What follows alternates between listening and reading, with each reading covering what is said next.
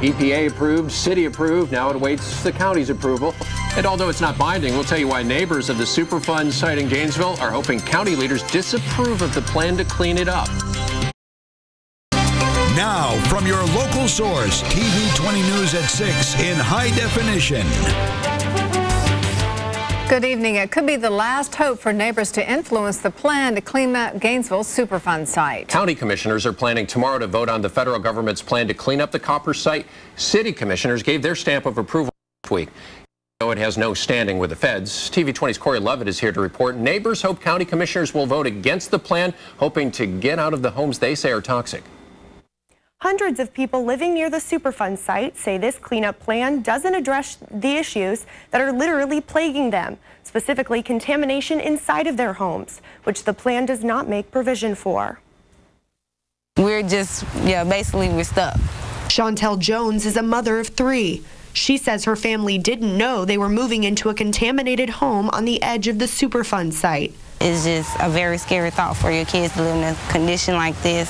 Jones says every member of her household has experienced health problems since moving in more than a year ago. Sandra Kennedy moved to get her 11-year-old daughter out of harm's way and says she has proof there's dioxin contamination in homes up to 2 miles from the Superfund site.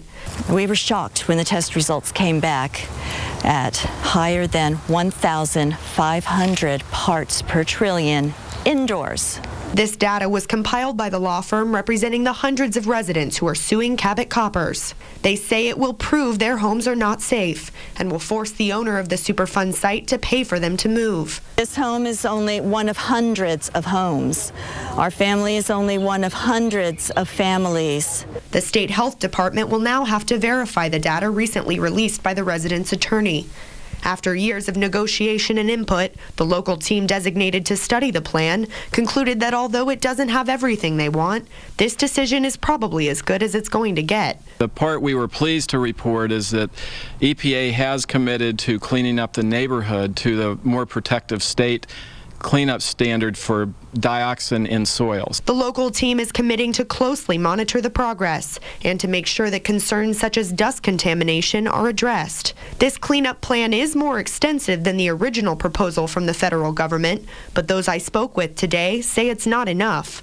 And they'll petition the county tomorrow to go to Washington if necessary. We are hoping that the county does not mirror the city and that they will support us in our bid for permanent relocation, which is what we need.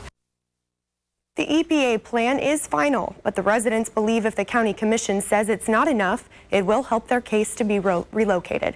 Corey Levitt, TV20 News.